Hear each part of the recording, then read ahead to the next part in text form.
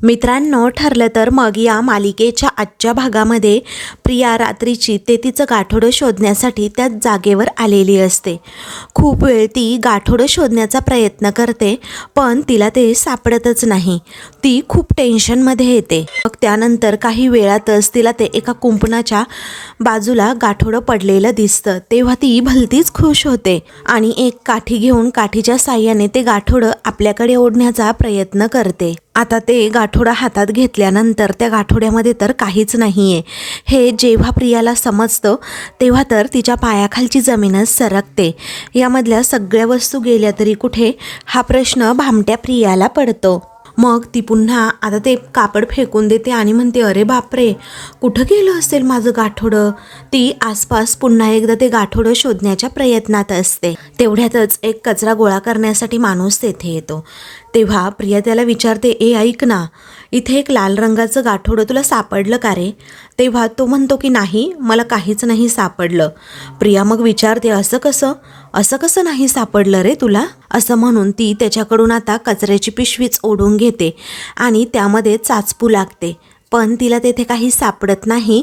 मग आता ती म्हणते, काय रे, यामध्ये नुसते पुठ्ठेच आहेत. असं म्हणून ती पिशवी पुन्हा एकदा त्या कचऱ्यावाल्याला देऊन टाकते आणि रागातच म्हणते, अरे मी ते गाठोडं ना इथेच ठेवलं होतं. मला माहिती आहे ना तूच उचललं असणार आणि तू नाही तर दुसरं कोणी उचललं असणार रे इथे ते गाठोडं. तेव्हा तो कचरेवाला म्हणतो, दुसरं कुणीतरी आलं असेल आणि हा रस्ता काय माझ्या बापाचा आहे का? तेव्हा प्रिया आता रागातच म्हणते, निघ इथून. मग आता ती चिडली म्हटल्यानंतर तो माणूस तेथून जातो. तर आता प्रिया म्हणते, अरे बापरे, ते गाठोडं तर मी इथेच टाकलं होतं, मग कुठे गायब झालं असेल कळतच नाही. त्यातल्या त्यात त्या अर्जुनची गाडी तर माझ्या समोरूनच निघाली, मग नक्की कुणाच्या हाती लागलं असेल ते गाठोडं. हाच विचार करत करत प्रिया आता पुन्हा घरी जाते. तर दुसऱ्या दिवशी आता महिपत आपल्या घरी असतो. त्याला काही चैन पडत नसते. तो लगेचच नागराजला कॉल करतो आणि म्हणतो, नागराज शेठ, मी काय म्हणतोय, मला ना त्या हवालदार पाटलावर अजिबात विश्वास नाही. तो अगोदर त्या सावंतची वाट बघवणार आणि मग तो नंतर अर्जुनला त्या प्रियाच्या आईबाबांपर्यंत पोहोचवणार. त्यापेक्षा माझ्या डोक्यात एक आयडियाची कल्पना आलेली आहे, ती पण अगदी बेस्टमध्ये. सेम टू सेम तसं मी करतो. अहो काही गडबड होत नाही, मी आहे ना. हो, फक्त तुमच्या कानावर असलं पाहिजे ना म्हणून फोन केला, बाकी काही नाही, तुम्ही काळजी करू नका. असं म्हणून महिपत फोन ठेवतो. त्यानंतर आता महिपत विचारात पडतो आणि लगेचच त्याच्या पंटरला, ए आशिष कीर्तीकर, इकडे ये रे, असं म्हणतो. तेव्हा तो पुढे येतो खरं आणि म्हणतो, साहेब अहो मी वाडकर आहे. तेव्हा महिपत म्हणतो, वांग्या, मला माहीत आहे ना तू वाडकर आहेस म्हणून. आत्ता मी काय हाक मारली तर तो मुलगा म्हणतो, आशिष कीर्तीकर. मग आता तू आशिष कीर्तीकर अशी नवी ओळख तो महिपत त्या मुलाला देतो. तेव्हा फोन काढ आणि अर्जुन सुभेदाराला कॉल कर, असं महिपत त्याला म्हणतो. आता काय बोलायचं ना ते मी सांगतो, लाव फोन. असं म्हणून आता महिपत त्याला अगोदर अर्जुनला कॉल करायला सांगतो. दुसरीकडे प्रियाची खिल्ली उडवता उडवता नागराजला खूप मजा येत असते. मग तो आता म्हणतो, अगं किती चिडचिड करशील ग प्रिया, कारण प्रियाला ऑलरेडी ते गाठोडं सापडलेलं नसल्यामुळे तिची खूप खरंच चिडचिड होत असते. नक्की ते कुणाच्या हाती लागलं असेल याचाच अंदाज काही तिला आलेला नसतो आणि म्हणून नागराज तिला म्हणत असतो, अगं तू काही माझी नुसती पुतणी नाही आहे, अगं पोटच्या पोरीसारखी आहेस तू. मला ना हे पटतच नाही हा प्रिया, अजिबात चैनच पडत नाही. तू अशी नाराज झाली ना मलाही मग करमत नाही.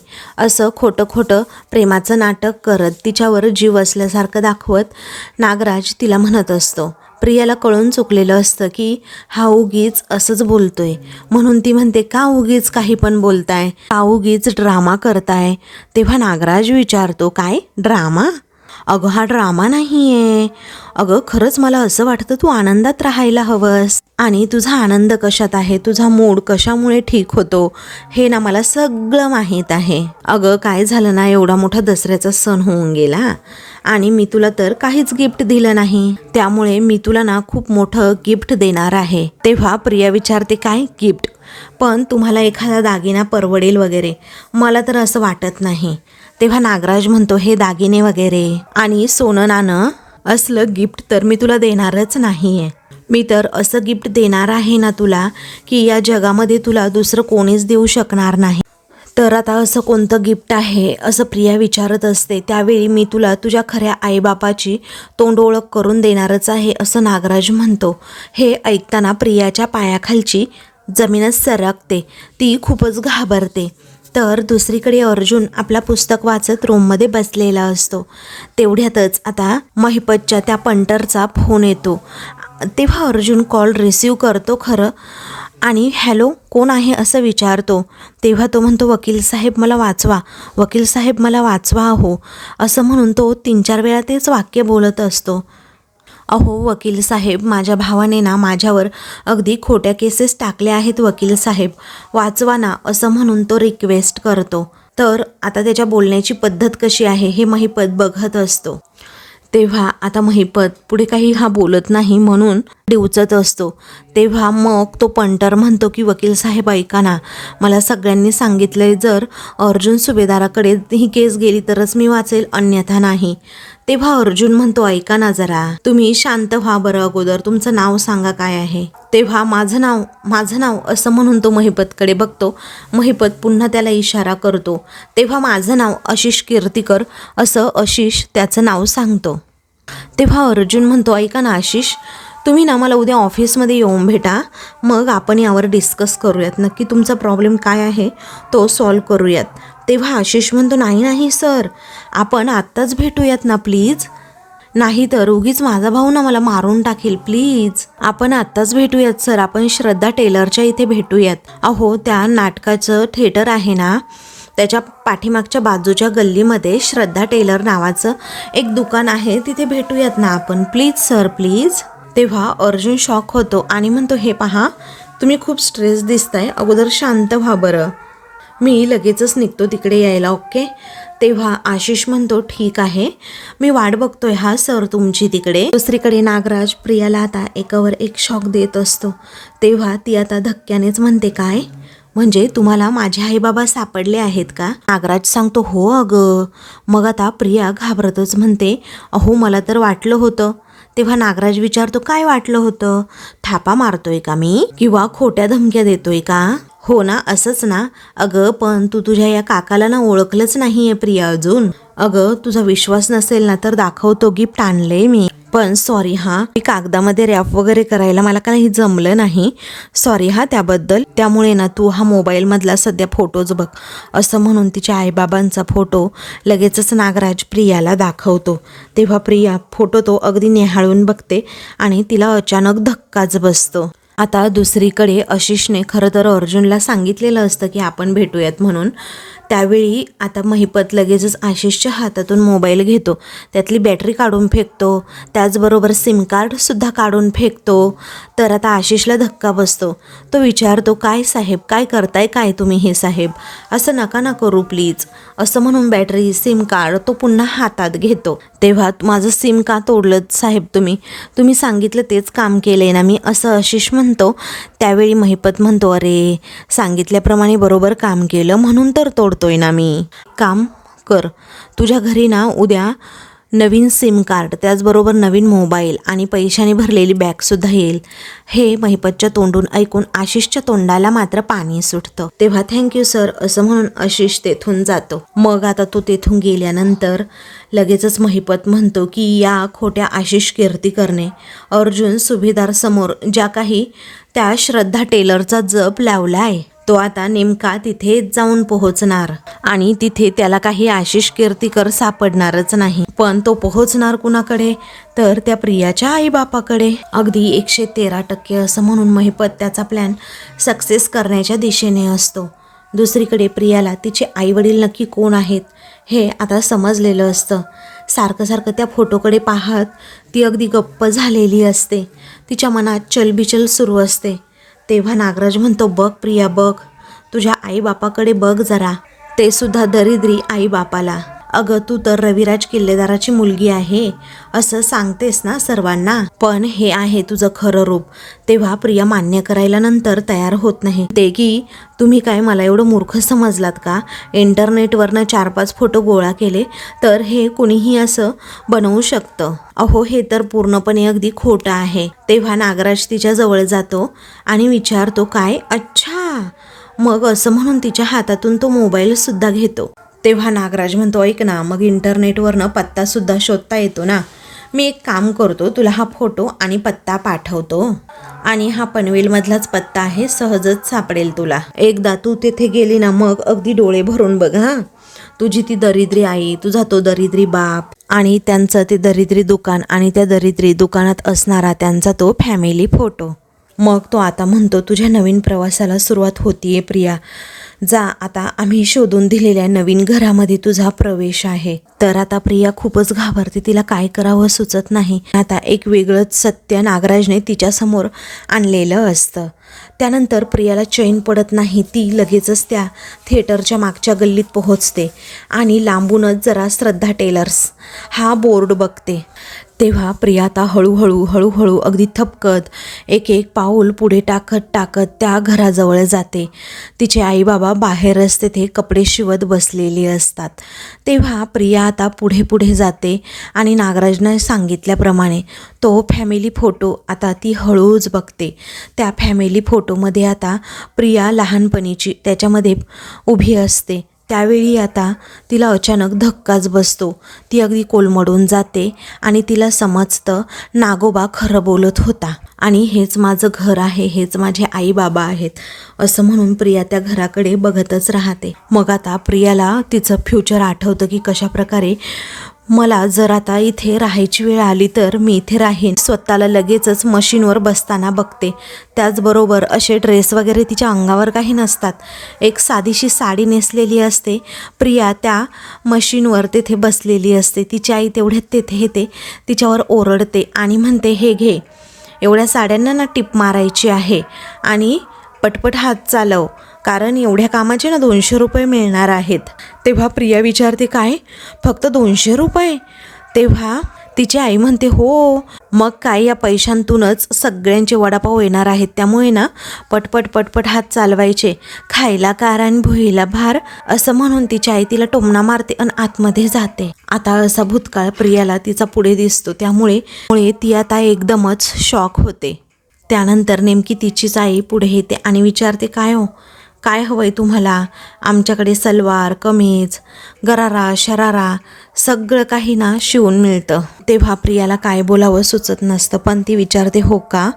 मग आता हो असं तिची आईच म्हणते. तेव्हा हे घर आणि दुकान इथे कधीपासून आहे असं प्रिया पुन्हा विचारते. तेव्हा 20-22 वर्ष झाली इथे आहे असं तिची आई सांगते. त्यानंतर प्रिया म्हणते अरे बापरे, 20-22 वर्ष? हेच आश्रमात मी राहून 20-22 वर्ष नक्कीच झाली असतील, म्हणजे या घाणेरड्या घरामध्ये मी अजिबात राहिलेच नसेल असा विचार करत ती आता निघणार. तेवढ्यातच तिची आई विचारते काय हो, काय शिवायचंय तुम्हाला? तुम्ही कपडा आणलाय का? अहो बोला ना, काय शिवायचंय तुम्हाला? आणलाय का कपडा? पण प्रिया तिच्याच विचारात असल्यामुळे उत्तर काही देत नसते. तर आता ती म्हणते काही नाही, नका, मला काही नाही शिवायचं असं म्हणून ती अगदी तेथून काढता पाय घेते. तेव्हा सदाशिवराव विचारतात काय ग, काय बोलत होती ती? आई म्हणते काही नाही, नसतेच प्रश्न विचारत होती उगाच. त्यानंतर प्रिया आपली घरी निघालेली असते. तेव्हा समोरून आता अर्जुनची गाडी तिला येताना दिसते. तेव्हा प्रिया आता खूप घाबरते, तिला काय करावं सुचत नसतं. ती आता म्हणते अरे बापरे, अर्जुन, म्हणजे नक्कीच या महिपत आणि नागोबाने अर्जुनला आता माझ्या त्या आईबापाकडे पाठवलं असेल. पण आता त्याला हा फॅमिली फोटो सापडायला नको, कारण कसं आहे ना की अर्जुनला लगेचच सत्य समजायला वेळ लागणार नाही हा विचार करत ती आता खूपच घाबरलेली असते, अगदी घामाघूम झालेली असते. आता काहीही करून ह्याला अडवायला हवं, पण अडवू तरी कसं असं म्हणून एका बाईला काय करते ती तर आता अर्जुनच्या गाडीवर ढकलून देते. तेव्हा अर्जुनला खूपच मोठा धक्का बसतो. अर्जुनने अचानक ब्रेक दाबल्यामुळे त्या बाईचा बिचारीचा जीव कसा बसा वाचतो. तेथे असणारे सगळेजण धावत त्या बाईच्या मदतीसाठी तेथे येतात. भामटी प्रिया मात्र नजर रोखून आता हळूच लपून छपून सगळा प्रकार बघत असते. अर्जुनसुद्धा अगदी क्षणातच गाडीतून खाली उतरतो. सगळेजण म्हणतात यांना पाणी द्या अगोदर, पाणी द्या अगोदर. तेव्हा अर्जुन म्हणतो आहे हा पाणी आहे असं म्हणून तो गाडीतून पटकन बॉटल काढतो आणि पाणी देतो. त्यानंतर सर्वजण अर्जुनवरच ओरडू लागतात की तुम्ही गाडी अशी कशी चालवता हो, बघून नाही चालवता येत का तुम्हाला. अर्जुन म्हणतो हो असं नाही, मी बघूनच चालवत होतो. मग आता दुसरा माणूस म्हणतो तुमचं लक्ष कुठे असतं, एवढी मोठी व्यक्ती तुम्हाला दिसत नाही म्हटल्यानंतर कसं व्हायचं आता. तेव्हा आता सगळेच जण अर्जुनला खूप बोलत असतात. तेव्हा अर्जुन बिचाऱ्याची कोंडी होते आणि हे सगळं काही प्रिया बघत असते आणि हसत असते. कारण अर्जुनने श्रद्धा टेलरपर्यंत पोहोचू नये असंच तिला वाटत असतं. अर्जुनला आता सगळेच जण बोलत असताना त्याला आता ते सहनच होत नाही. तो खूप मोठ्याने ओरडतो, 1 मिनिट, चूक नाही आहे माझी, समजलं.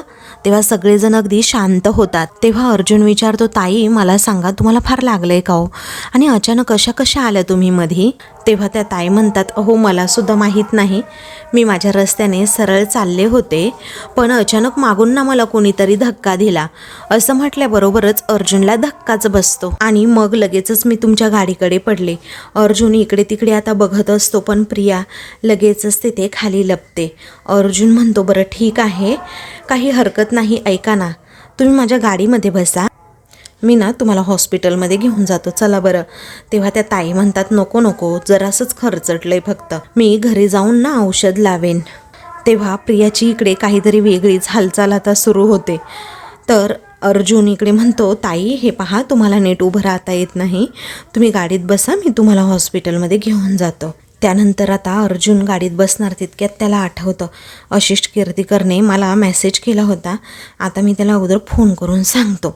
असं म्हणून तो फोन करणार असतो पण आशिषचा मोबाईलच स्विच ऑफ असतो. अर्जुन म्हणतो बरं असू दे स्विच ऑफ, आता ना मी त्यांना मेसेज करून ठेवतो. मग आता मी इथे पोहोचलोय परंतु तुमचा फोन स्विच ऑफ येतोय असं अर्जुन आता मेसेज करतो. प्लीज कॉल मी बॅक असं म्हणून आता अर्जुन परत लगेचच त्याला कॉल ट्राय करतो पण आता त्याचा फोनच लागत नसल्यामुळे आता अर्जुनलाच खूप टेन्शन येतं. तो विचारतो त्याला काही झालं नसेल ना. आता त्या ताईसुद्धा मागे बसलेल्या असतात म्हणून अर्जुन म्हणतो यांना ना अगोदर मी हॉस्पिटलमध्ये घेऊन जातो. असं म्हणून तो गाडीत बसतो आणि त्या ताईंना हॉस्पिटलमध्ये घेऊन जाण्यासाठी निघतो. तर प्रिया मात्र अर्जुनकडे आता बघतच राहते. तेव्हा प्रिया मनातच विचार करते की अर्जुनला त्या टेलरच्या दुकानापर्यंत मी पोहोचू दिलं तर नाही आहे, पण महिपत आणि नागोबा अशा काही ना काही ट्रिक करतच राहणार आणि यावरती ना कायमचं काहीतरी सोल्युशन हे काढावंच लागणार. दुसरीकडे कल्पनाने आता साड्या काढून ठेवलेल्या असतात.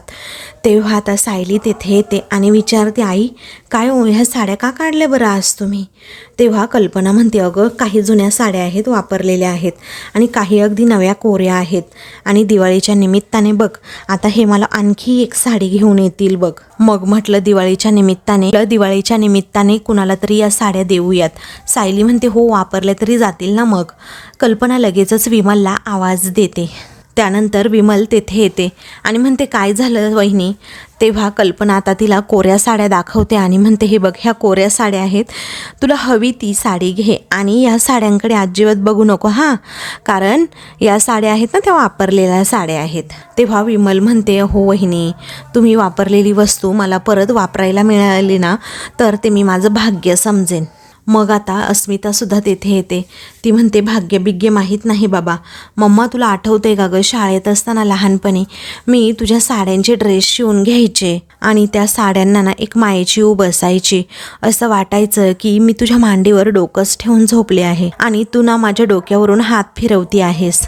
तेव्हा लगेचच कल्पना विचारते अजूनही तू वापरलेल्या साडीचा 1 पीस शिवणार आहेस का. नाही म्हणजे अजूनही या साडीमध्ये आईचा स्पर्श असणारच आहे. मग आता अस्मिता म्हणते शिवला असता गो, पण आता जर 1 पीस शिवला ना तर थोड्या दिवसात तो पोटाला टाईट होईल ना. तेव्हा कल्पना म्हणते हो ते पण खरंच आहे म्हणा. अगं विमल तू बघ ना प्लीज, तेवढ्यातच दुसरी बाईसुद्धा तेथे येते आणि वहिनी येऊ का असं विचारते. तेव्हा आता कल्पना म्हणते, ये ना अगं, मी तुझीच वाट बघत होते, ये ना अगं, बघ ना यातल्या तुला कोणत्या साड्या आवडतात ना ती घेऊन जा, आणि यातल्या एका साडीचा ना तुझ्या मुलीला ड्रेससुद्धा शिव हां. तेव्हा ती ताई म्हणतात की हो ठीक आहे. तेवढ्यातच आता सायली त्या सगळ्या साड्यांकडे बघत राहते. अर्जुन आता हॉलमध्ये येतच असतो. त्याला समजतच नाही की सायली अशी का बघतीये म्हणून. ती थोडी नाराज होऊन जरा बाजूला जाते. अर्जुन हे सगळं बघतो आणि मग सायलीकडे येतो. तर सायलीचं कोणत्या कामातच लक्ष नसतं. तेव्हा तो आता तिला विचारतो, काय झालं, कारण सगळेजण तिथे साड्या बघतायत आणि तू इथे विचारात. तेव्हा सायली म्हणते, काम आहे ना हो इथे खूप म्हणून, असं म्हणून ती जरा बाजूलाच चाललेली असते. तेव्हा अर्जुन म्हणतो, बायको तुला माहिती ना तुला गोष्टी लपवता येत नाहीत म्हणून. ज्यापासून तर नाहीच नाही. सो आता मला सांगशील का नक्की काय झालंय ते, आणि तुझा हा चेहरा तरी का पडलाय. तेव्हा सायली अस्मिताकडे बघते आणि म्हणते, अहो आत्ता अस्मिता ताई म्हणाल्या ना, त्या लहान असताना आईंच्या साडींचा ड्रेस घालायच्या, आणि तुम्हाला सांगू मी शाळेत असताना बऱ्याच मुली या आईच्या साडीचा ड्रेससुद्धा घालून यायच्या. तुम्हाला सांगू मलाही वाटायचं आईच्या साडीचा शिवलेला ड्रेस खूप घालावा, कारण त्यातल्या मायेची ऊब कशी असते हे अनुभवावं. पण आई कधी नव्हती तर तिची साडी तरी कुठून येणार, आणि ती इच्छा मात्र अपुरीच राहिली. असं म्हणून सायली आपलं मन अर्जुन समोर मोकळं करते. तेव्हा अर्जुनला सुद्धा सायलीबद्दल खूप वाईट वाटतं. पण आता असं म्हणून सायली दुसऱ्या कामाला लागते. तेव्हा आता सायलीकडे बघून अर्जुन मनात विचार करतो, बायको मी असताना तुझी कोणतीही इच्छा अपूर्ण राहणार नाही, आणि मी तुझी ही इच्छा सुद्धा अगदी पूर्ण करणारच, असं म्हणून तो स्वतःलाच प्रॉमिस करतो. तर आता मित्रांनो, पुढील भागामध्ये अर्जुन कल्पनाला हळूच सांगतो, सायलीला सुद्धा अस्मिताईसारखा लहानपणीच्या तिच्या फ्रेंड्ससारखा एका साडीचा ड्रेस शिवून घ्यायचा आहे. सो तुझी ही साडी घेऊन जाऊ का गं. मग आता कल्पना म्हणते, हो चालेल की. तेव्हा अर्जुन नेमका श्रद्धा टेलरच्या इथे जातो. तर सदाशिवराव तिथे असतात. ते म्हणतात, मी लेडीज टेलर आहे आणि पॅन्ट शर्टसुद्धा शिवतो. साहेब मला सांगा तुम्हाला काय शिवायचं आहे. तेव्हा माझ्या बायकोसाठी ड्रेस शिवायचा आहे असं अर्जुन सांगतो. तेव्हा ड्रेस कधीपर्यंत मिळेल असंही तो विचारतो. तेव्हा सांगतो हा, असं म्हणून लगेचच सदाशिवराव आतमध्ये जातात. तर आता अर्जुन त्या फोटो फ्रेमकडे बघत राहतो. त्यामध्ये लहानपणीच्या प्रियाचा फोटो असतो. अशाच मालिकेंचे पुढील भाग पाहण्यासाठी चॅनलला सबस्क्राईब करा.